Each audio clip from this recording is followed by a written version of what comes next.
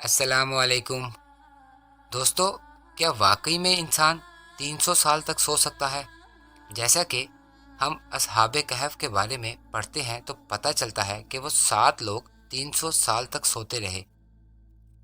آج کی اس ویڈیو میں ہم جانیں گے کہ اصحاب کہف کون تھے، کس نبی کی امت تھے، کیا وجہ تھی کہ انہیں غار کی طرف جانا پڑا، اور اس واقعے کی ہر لحاظ سے سائنسی چھان بین بھی کریں گے اور جاننے کی کوشش کریں گے کہ کیا سائنسی نقطۂ نظر سے ایسا ممکن ہو سکتا ہے۔ دوستو، اگر آپ نے ابھی تک میرا چینل سبسکرائب نہیں کیا تو پلیز کر لیں اور بیل آئیکن کو بھی پریس کر دیں۔ اس سے آپ کو میری ہر آنے والی انفارمیٹیو ویڈیو کی اپڈیٹ ملتی رہے گی۔ 70 عیسوی کی بات ہے دوستو، تب حضرت عیسیٰ علیہ السلام کو سولی دیا جا چکا تھا ان لوگوں کے بقول، لیکن ہم لوگ جانتے ہیں کہ اللہ پاک نے انہیں زندہ آسمان کی طرف اٹھا لیا تھا۔ حضرت عیسیٰ علیہ السلام چونکہ فلسطین میں پیدا ہوئے تھے اور وہیں انہوں نے تبلیغ بھی کی۔ اس وقت فلسطین یعنی یروشلم میں یہودیوں کی اکثریت تھی اور وہ فلسطین پر رول بھی کرتے تھے، اگرچہ ان کی بادشاہت رومن امپائر کے ماتحت تھی اور رومنز کا مذہب بت پرستی تھا۔ حضرت عیسیٰ علیہ السلام کو یہودیوں اور رومنز کی جانب سے بہت مشکلات اور پریشانیوں کا سامنا بھی تھا، کیونکہ یہ لوگ نہیں چاہتے تھے کہ حضرت عیسیٰ علیہ السلام اللہ پاک کے دین کی تبلیغ کریں، اور لوگ ان دونوں کو چھوڑ کر حضرت عیسیٰ علیہ السلام کی طرف چلے جائیں۔ اسی وجہ سے انہوں نے حضرت عیسیٰ علیہ السلام کو بہت ڈرایا دھمکایا، لیکن جب یہ سب کچھ کر لینے کے باوجود حضرت عیسیٰ علیہ السلام اللہ پاک کے دین کی تبلیغ سے باز نہ آئے تو انہوں نے حضرت عیسیٰ علیہ السلام کو سولی پر چڑھا دیا۔ اس وقت تک عیسیٰ علیہ السلام کے ماننے والے بہت زیادہ لوگ نہ تھے۔ خیر، اللہ تعالیٰ کے نبی کو جب ان یہودیوں نے سولی پر چڑھایا تو اللہ پاک نے انہیں زندہ آسمان پر اٹھا لیا۔ اس کے بعد سے دوستو یہودیوں کی کم بختی شروع ہو گئی، یا ہم یہ بھی کہہ سکتے ہیں کہ وہ اللہ تعالیٰ کے غیظ و غضب کا نشانہ بنے۔ ہوا کچھ اس طرح کہ سن 70 عیسوی میں رومن امپائر بہت زیادہ پاورفل تھا، یہودیوں کا یروشلم پر قبضہ تھا اور یہودی بادشاہ وہاں حکومت کرتا تھا۔ بظاہر حکومت یہودیوں کی تھی، لیکن رومن امپائر کا ہی حکم چلتا تھا۔ جب یہودیوں نے رومن سے بغاوت کی تو رومن شہنشاہ ٹائٹس، جسے دقیانوس بھی کہا جاتا ہے، نے یہودیوں کی بغاوت کو کچلنے کے لیے یروشلم یعنی فلسطین پر حملہ کر دیا، اور اس وقت وہاں پر یہودیوں کی بادشاہت تھی۔ رومن ٹائٹس نے 1,34,000 لگ بھگ یہودیوں کو قتل کر دیا۔ جو بچ گئے ان کو فلسطین سے بے دخل کر دیا اور ٹیمپل یعنی ہیکل سلیمانی کو ملیا میٹ کر کے فلسطین کو نذر آتش کر دیا۔ دوستو، اس وقت فلسطین یعنی یروشلم میں جو لوگ باقی بچے وہ نصارہ یعنی کرسچن تھے، عیسائی لوگ تھے۔ رومنز کا مذہب اس وقت بت پرستی تھا اور وہ فلسطین پر قابض بھی تھے، تو انہوں نے وہاں پر موجود کرسچنز کو اپنا مذہب چھوڑ کر بت پرستی اختیار کرنے پر مجبور کیا۔ دوستو، اپنی اسی حکمت عملی کے تحت 7 عیسائی یعنی کرسچن نوجوانوں کو رومن امپائر کے شہنشاہ ٹائٹس کے دربار میں پیش کیا گیا۔ شہنشاہ ٹائٹس نے ان 7 نوجوانوں کو یہ کہہ کر چھوڑ دیا کہ تمہارے پاس 2 دن کا وقت ہے، یا تو تم اپنا مذہب چھوڑ دو، یا پھر ہم تم کو 2 دن بعد سولی پر چڑھا دیں گے، یا پھر یہ کہ تم لوگوں کو قتل کر دیا جائے گا۔ یہ 7 لوگ ٹائٹس کے دربار سے نکل گئے۔ یہاں پر یہ بات جاننا بہت ضروری ہے کہ یہ 7 نوجوان اللہ تعالیٰ کے دین پر سختی سے قائم تھے اور کسی صورت بھی دین الہی کو چھوڑنا نہیں چاہتے تھے، جبکہ اس کے برعکس ان کے کافی دوسرے عیسائی لوگ جان بچانے کی خاطر اپنا دین چھوڑ چکے تھے۔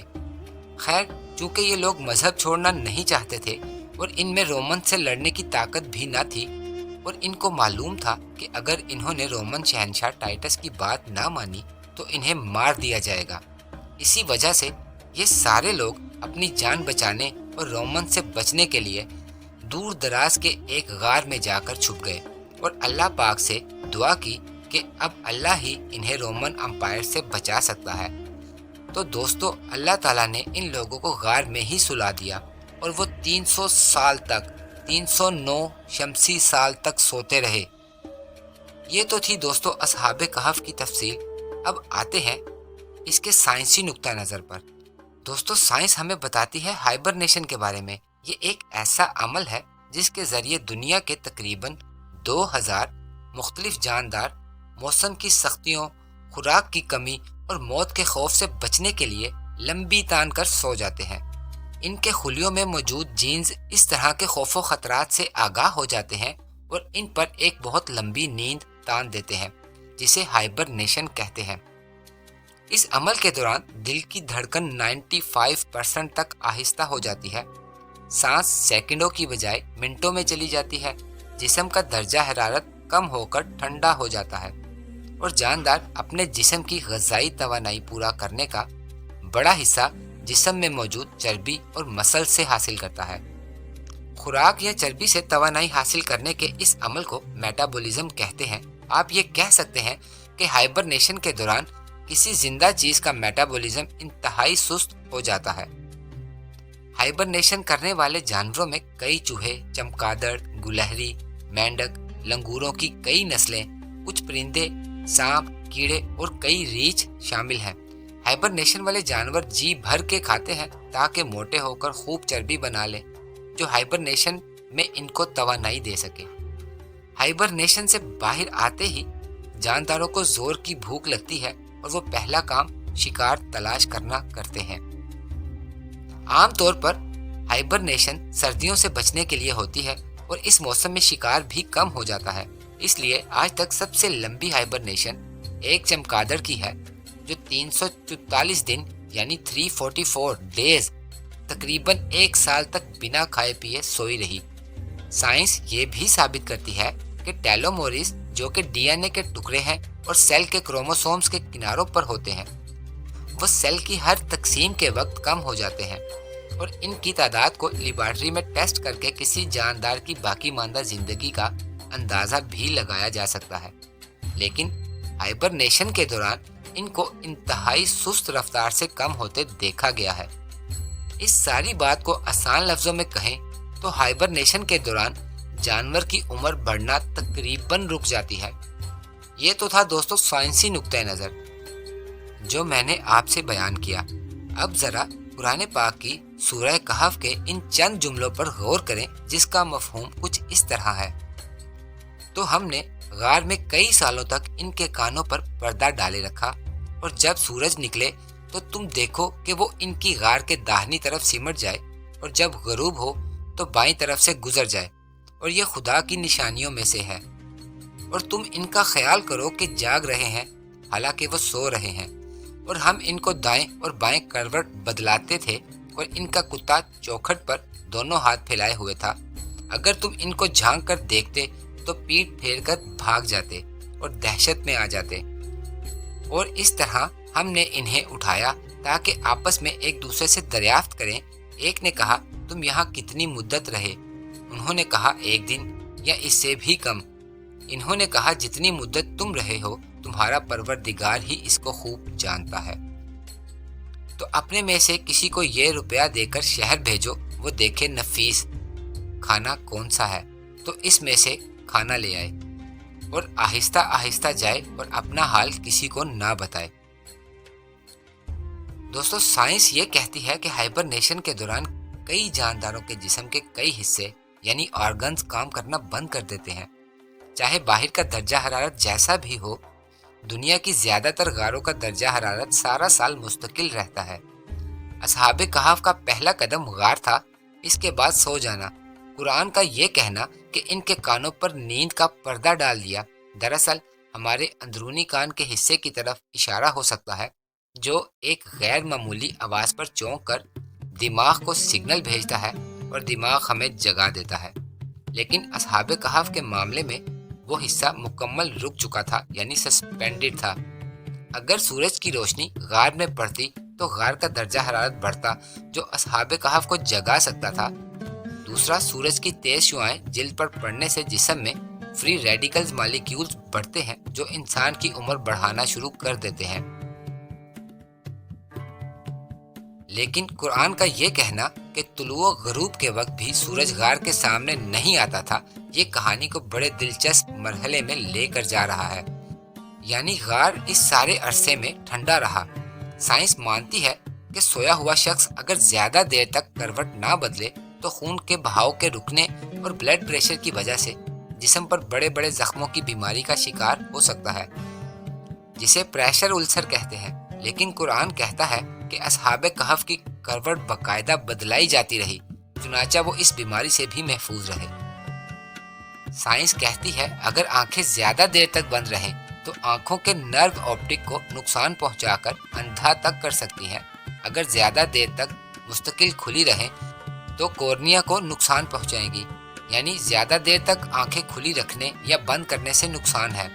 کوما کے اکثر مریض اگر لوٹ آئیں تو آنکھوں کی بیماریوں کا شکار ہو چکے ہوتے ہیں۔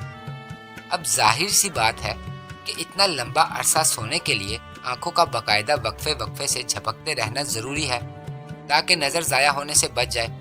اور قرآن کہتا ہے تو تم انہیں دیکھو تو سمجھو گے کہ وہ جاگ رہے ہیں، مطلب آنکھیں جھپک رہے ہیں، حالانکہ وہ تو سو رہے ہیں، اور مارے دہشت کے پیٹ پھیر کر بھاگ جاؤ گے۔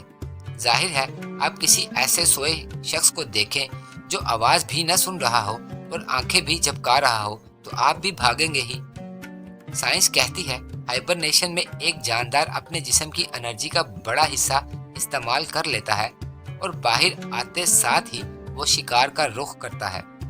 اور قرآن پاک کہتا ہے جیسے ہی وہ اٹھے ایک نے کہا بازار سے بہترین کھانا لے آؤ۔ ان سب نکات سے یہی ثابت ہوتا ہے کہ اصحاب کہف ہیومن ہائبرنیشن کی وہ ٹیکنالوجی حاصل کر چکے تھے۔ اللہ ہی بہتر جانتا ہے، اگر 300 شمسی سال کو گوگل میں لکھ کر قمری سال میں تبدیل کریں تو ایگزیکٹ 309 سال بنتے ہیں۔ اور قرآن پاک کہتا ہے اور اصحاب کہف اپنے غار میں 9 اوپر 300 سال رہے۔ سبحان اللہ، کیا اعداد و شمار اور کیا حکمت ہے میرے اللہ رب العزت کی۔ یہ چند نوجوان تھے، باقی پوری سلطنت گمراہ اور بادشاہ ظالم تھا جو انہیں ظلم و ستم کر کے مار دینا چاہتے تھے۔ لیکن جب ان نوجوانوں نے رب پہ بھروسہ کیا تو اس نے ان کے لیے راہ نکالی اور ہمارے لیے اس میں ایک سبق چھوڑ دیا۔